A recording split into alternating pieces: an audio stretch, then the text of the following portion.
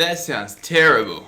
I don't know how I missed that when I was making this, but guys, welcome to this week's video. Today we're looking at a number of interesting ways to use Reason's new BeatMap player that doesn't involve the drums. So what I did was created a track using only the BeatMap player to trigger different parts. I'm not like thrilled with how this particular track turned out, but it was an interesting experiment. And I really like the idea that you can use this BeatMap player in these kind of ways, and I'll definitely be using it in similar ways in the future. Maybe not making a whole track out of it though. But check it out, this is what we are looking at today.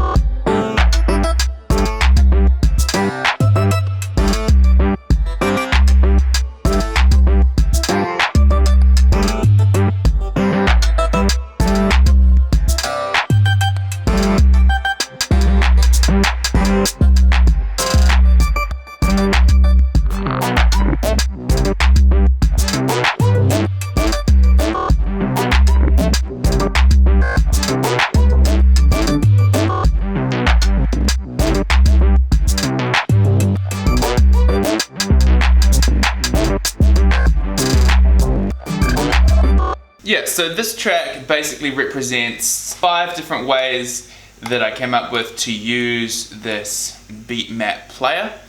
There is a 6th way that I'll show you at the end that I did last week in the track that I made last week.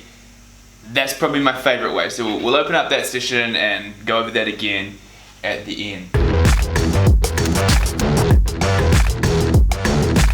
Let's start at the bottom. This first one that I've got going, I was just using the BeatMap, how you would expect it to be used, to trigger my drum beat.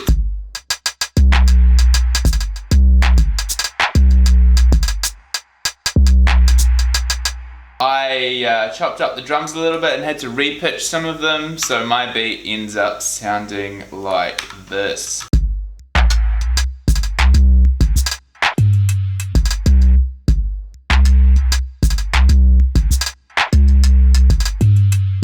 BeatMap as per usual.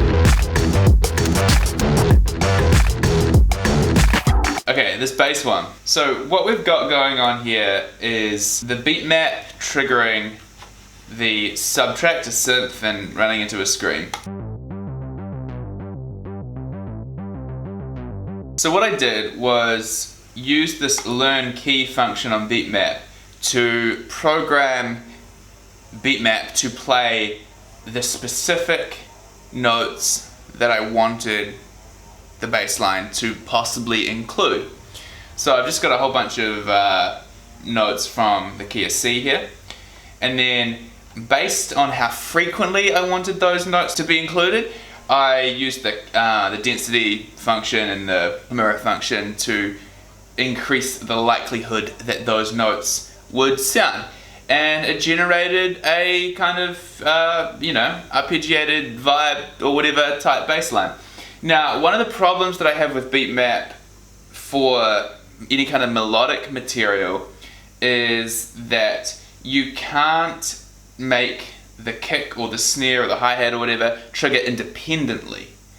So to get around that, what I had to do was make sure that the polyphony on the bass synth was set to 1, because you don't want multiple notes sounding together.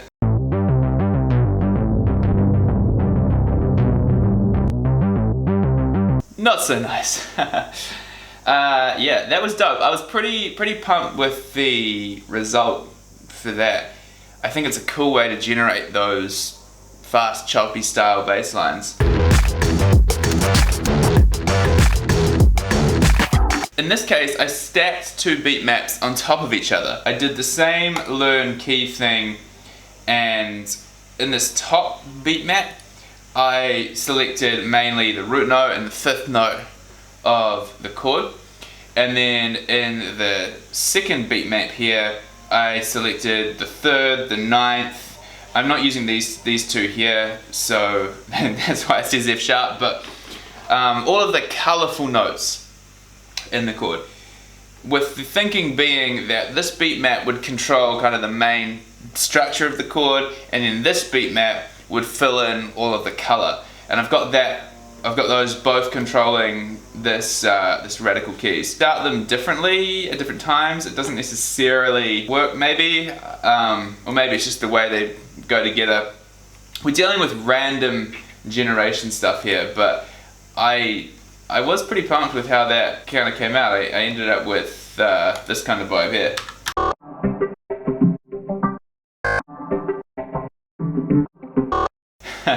Some of that sounds nothing like the radical keys. But that's what I love. I love taking these sounds that are one thing and then warping it or repurposing it to create something entirely new. You get these cool sound effects out of it. So that is the third way. Stack the BeatMap plugins on top of each other for fun times. In this example, I wanted to use the BeatMap to generate kind of like a lead sound. So I've got the BeatMap. Again, I did the thing with learn notes and I selected the notes from the chord that I wanted to include. So we've got the BeatMap and the note echo player running at the same time, controlling this patch that I found on a parsec. Sounds like this.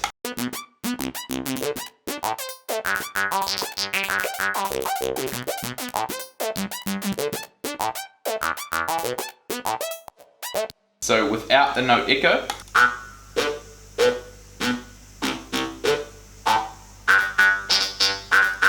that sounds nowhere near as cool as with the note echo.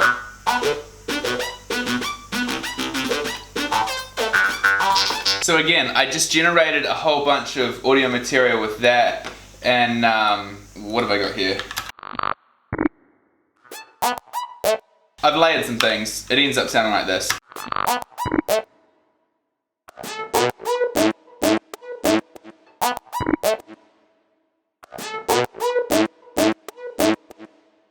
So yeah.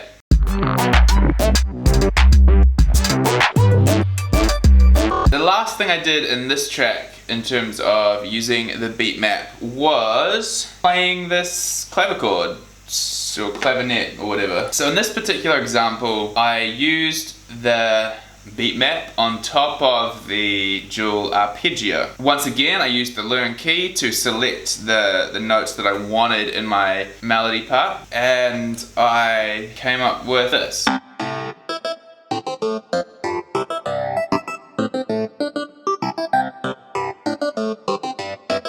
So you can see as the notes are being triggered by the BeatMap, they're showing up in the two different sections of the dual arpeggio and doing the dual arpeggio thing.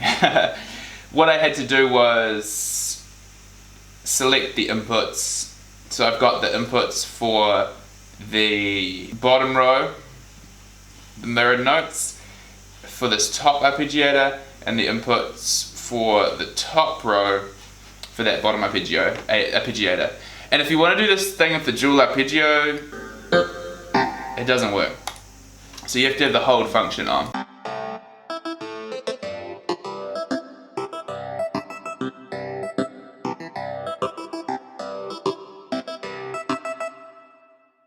And then you have to turn it off. It's mildly annoying if you are wanting to kind of, I don't know, hit that run button and let it go, but you can record it as audio, which is what I did, and that's how I got this whole melody here.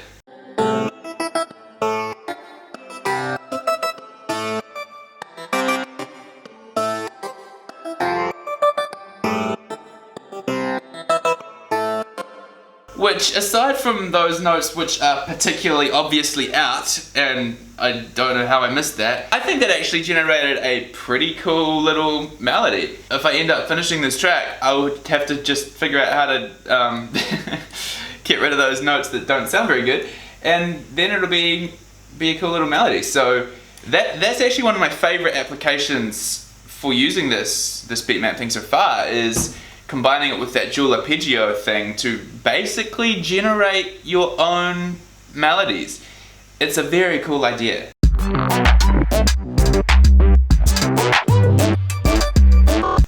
Alright, let's open up the one I did last week. By the way, I'm still rocking the loan computer, and I decided that every track I make on this loan computer will be a type of butter for some reason.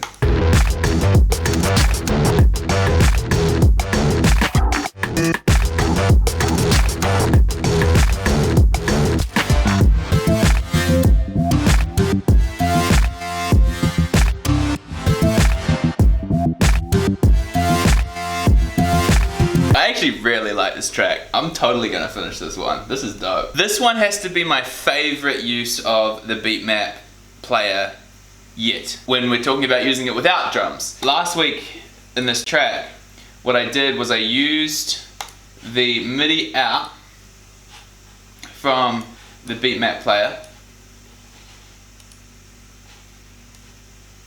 to control the slices that are being played in the simpler, and then you get this kind of vibe.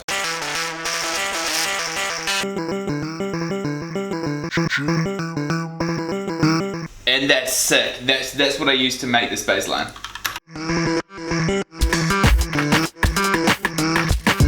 And I just think there's so much potential for that. You can do that kind of chopping thing with any type of sample. I just used a vocal chop to make a bass line, but you could do that with a piano part. You could do that with I'm gonna be doing this with a lot of things, I think. So yeah, this one's my favorite way of using the BeatMap player at the moment. But the thing to remember with a lot of these techniques that I've talked about today is that they are generative ideas. So a lot of the parts that we're making are not parts that you would like set on the player and just leave it playing as like MIDI or whatever. I think like BeatMap is too random for that, and like we established with that other track that I was making, it can result in some sounds that don't sound that great.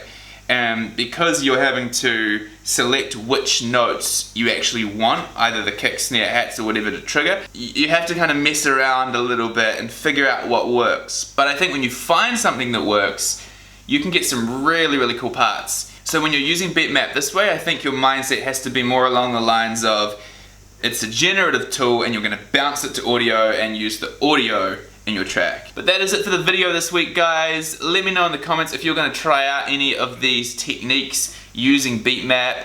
I think they're pretty cool. I definitely am not going to be trying to make a song using only BeatMap techniques again. I don't really like how that turned out. But I'm definitely going to be using those BeatMap techniques again in other tunes. Yeah, so subscribe to the channel, guys, leave a comment, like the video, and I will catch you next week. By the way, I'm getting a new computer. They refunded me and I'm very excited. Hello, Max Spec 16-inch laptop coming up. It's gonna be nice to get off this loan thing. Yep. Anyway, catch you guys next week.